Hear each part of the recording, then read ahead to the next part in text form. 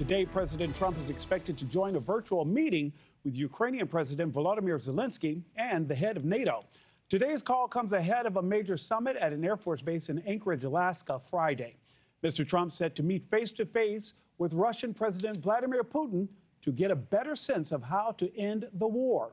European allies are urging the president to stand firm on Ukraine's sovereignty after he suggested some sort of land swap. Zelensky says Putin wants the rest of the Donetsk region in the east as a springboard for future attacks. He also says under Ukraine's constitution, he doesn't have the right to just give up that territory. But Russian troops are pressing forward in the east to give Putin more leverage at the negotiating table. Let's bring in American policy analyst Michael O'Hanlon to help me break this down. Michael, good morning. We're just 2 days away from Mr. Trump's meeting with President Putin in Alaska, yet Russian troops launched a push to eastern Ukraine this week. You know that they want that Donetsk region and the Zaporizhzhia area. What does this tell you about the Kremlin's military plan?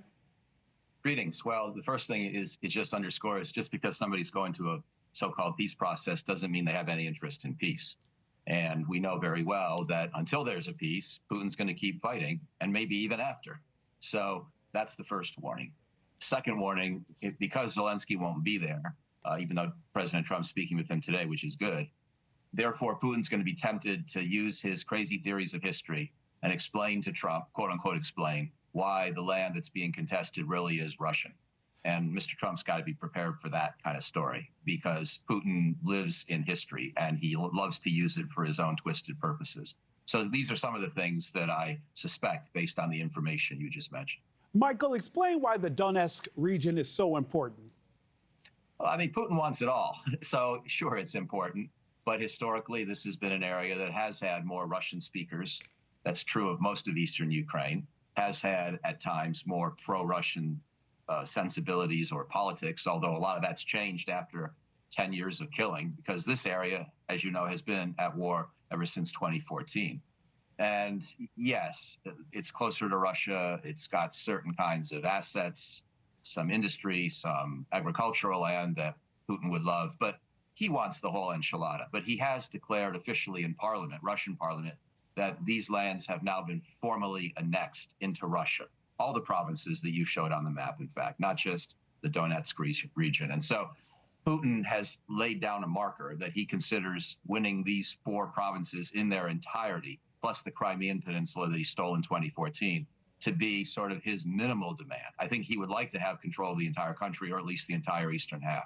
But this 25% of the country that you're showing, Putin has said, that's already Russian territory. I insist upon that at a minimum. And of course, European allies are saying that we can't, this territory cannot be turned over because they see this as part of Russian aggression. There's a virtual meeting scheduled today with the NATO Secretary General, President Trump, President Zelensky, as well as European leaders. Should Europe be preparing for an expansion of this war? I don't think it's going to expand, but I think it's likely to go on because I don't think we're at a point where the sides agree on how to negotiate a peace. The European plan, by the way, you mentioned European leaders, it's pretty good. It says, let's start with a ceasefire. And then if there is going to be any talk about swapping land and Russia demanding land that currently they don't control, then it has to go as a two-way street. And there has to be a land swap that President Zelensky would himself endorse. Now, Zelensky has said he can't do a land swap. So to me, it sounds like we're at an impasse, even if the European plan is adopted as the starting point. But we'll have to see what happens Friday. Michael, before I let you go, I want to take you out of Europe and over to the Mideast, to Israel, where the number of deaths due to starvation continues to rise in Gaza. The Palestinian Health Ministry reports 5 more people have died in a 24-hour period. Now, 25 foreign ministers have issued a joint statement calling for Israel to take immediate permanent steps to let aid into Gaza. How does Israel respond to the growing international backlash while ending the war with Hamas? Well, I think Israel has to do these things, and it also needs to sketch out a vision for Palestinian statehood, which Prime Minister Netanyahu's government has no interest in doing, but that's been U.S. and international policy and the goal now for decades.